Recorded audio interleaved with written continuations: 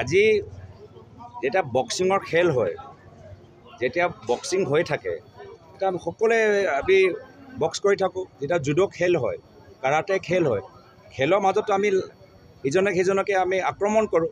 কিন্তু খেল হৈ যোৱাৰ পিছত যিজনে জিকিলে, এইটোতো খেলৰ নিয়ম যে যিজনে জিকিলে আমি তেওঁক শুভেচ্ছা জ্ঞাপন কৰোঁ। খেলত নহয় নেকি? তো সেইকাৰণে যেতিয়া আমি ৰাজনীতিও এটা খেলটো সেইটো আমি কাকো ব্যক্তিগতভাৱে বেয়া পোৱা নাই। খেল হৈ গ'ল, নিৰ্বাচন হৈ গ'ল, মইতো তপন গগৈৰ বিৰুদ্ধে মই একো কোৱা নাই। আৰু তপন গগৈ ডাঙৰীয়াক এতিয়াও মই কৈছোঁ যে তেওঁ যোৰহাটৰ প্ৰাক্তন সাংসদ, নিশ্চয় 5 বছৰ তেওঁ যথেষ্ট জ্ঞান আছে। মই তেওঁৰ ওচৰত যাম, মই তেখেতৰ পৰামৰ্শ ল'ম, ক'ত তেওঁলোকৰ কামখিনি অধুৰা হৈছে মই জানিবলৈ চেষ্টা কৰিম। অধুৰা কাম যদি উন্নয়নৰ সম্পৰ্কত পূৰণ কৰিব লাগে মই পূৰণ কৰিবলৈ চেষ্টা কৰিম। তো তাৰমানে মই বিজেপি গৈ আছোঁ নেকি?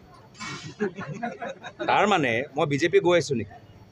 তাৰমানে মই তপন গগৈ ডাঙৰীয়া কংগ্ৰেছক আহিবলৈ নিমন্ত্ৰণ জনাইছোঁ নেকি? সেইকাৰণে যুক্তিহীন কথাবোৰ মুখ্যমন্ত্ৰী কৈ আছে। নিশ্চয় যোৰহাটত ইমান চাইকেল চলালে, ইমান খোজকাঢ়িলে, অলপ ভাগৰ লাগিছে।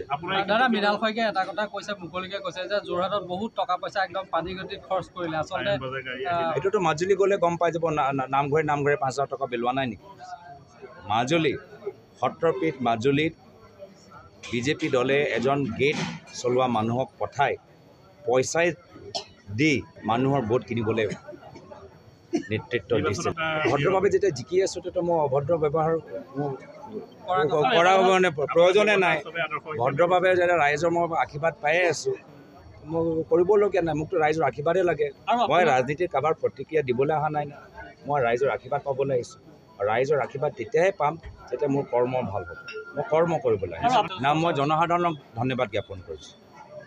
জনসাধাৰণে যদি বিচাৰিলেহেঁতেন টকা পইচা লোভত তেওঁলোকে আমাৰ পৰা আঁতৰি যাব পাৰিলেহেঁতেন। কিন্তু জনসাধাৰণৰ বিবেক, নৱপ্ৰজন্মৰ বিবেক, মহিলাসকলৰ বিবেক, বয়োজ্যেষ্ঠসকলৰ সেই আগৰ আমাৰ প্ৰয়াত তৰুণ গগৈদেৱৰ যে অসম, সেই অসম ঘূৰা অনাটো যে মনৰ হেঁপাহ, যে আমাৰ বৰ্তমানৰ অসম নহয়, হিমন্ত বিশ্ব শৰ্মা ডাঙৰীয়া অসম নহয়, আমাক প্ৰয়াত তৰুণ গগৈদেৱৰ অসম আমাক লাগে। সেই যে মনৰ হেঁপাহ, তাৰ কাৰণেহে আজি আমাৰ জয়লাভ হৈছে।